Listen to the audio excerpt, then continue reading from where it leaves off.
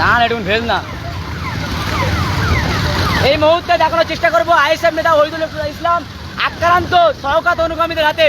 আর সেই এই কি একেবারে এই শরীর নিয়ে একেবারে অসুস্থ শরীর, একেবারে জানেন গ্যাস স্যালাইন চলছে, সেই ছবি আপনাদেরকে লাইভের মাধ্যমে দেখাচ্ছি। আর পিছনে একাধিক বাইকের একেবারে যে লাইভ সরাসরি আপনাদেরকে দেখাবো।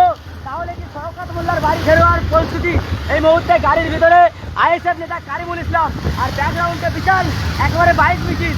এই যে ঝাড়া মেরেছে, তাহলে কি আজকের পর থেকে তোমার এলাকাতে থাকবে এই যে বাইক মিছিল? হঠাৎ করে আইএসএফ নেতা ওহিদুল ইসলাম আক্রান্ত হওয়ার পরে এই ছবি আপনাদেরকে দেখাচ্ছি। আমার ক্যামেরাম্যানকে দেখাতে বলবো ব্যাকগ্রাউন্ডে যে পুলিশ করে আইএসএফ কর্মীদের লম্বাই আইএসএফ কর্মীদের একেবারে বাইক মিছিল, একেবারে যে কর্মী মেরেছে শওকত অনুগামীরা মেরেছে তোমাদের বাড়ি কি যাচ্ছে এই অ্যাম্বুলেন্স নিয়ে। আইএসএফ নেতা ওহিদুল ইসলাম আক্রান্ত।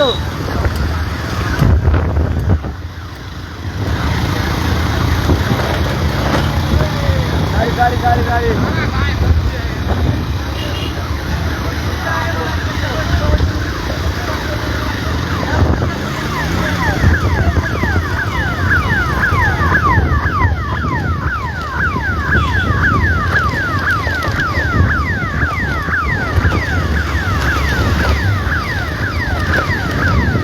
এমনই অভিযোগ উঠছে পুলিশ রাউন্ডে যারা থাকে সেই পুলিশের কাছে ফোন করার পরেও পুলিশ প্রশাসনটা এসে দেখেনি, এমনই অভিযোগ উঠছে। সেই ছবি আপনাদের তারপরেই নাকি আক্রান্ত হয়েছে আইএসএফ নেতা ওহিদুল ইসলাম।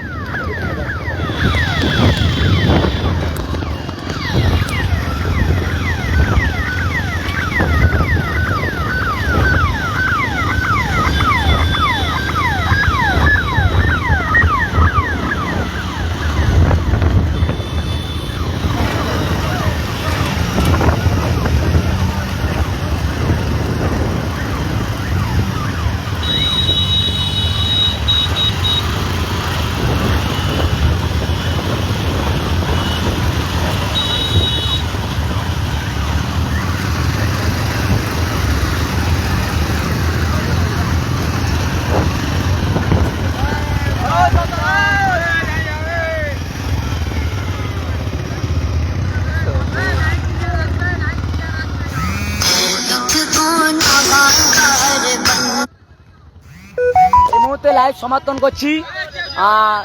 এই মুহূর্তে যে এলাকাতে যাচ্ছে বা যারা মেরেছে তারা যদি বাড়িতে যায় এই আইএসএফের কর্মী তারা তাদেরকে নিয়ে আমরা সেই লাইভ আপনাদেরকে ওখানে গিয়ে দেখাবো।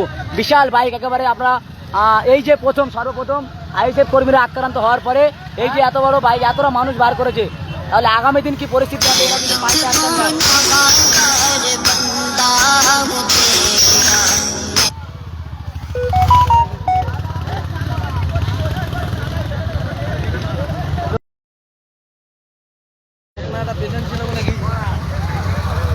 এই মুহূর্তে বিশাল বাইক একেবারে মিছিল। ওহিদুল ইসলামের যখনই খবর পায় বা আক্রান্ত হয়েছে তারপরেই কিন্তু সেই ছবি আপনাদেরকে দেখাচ্ছি।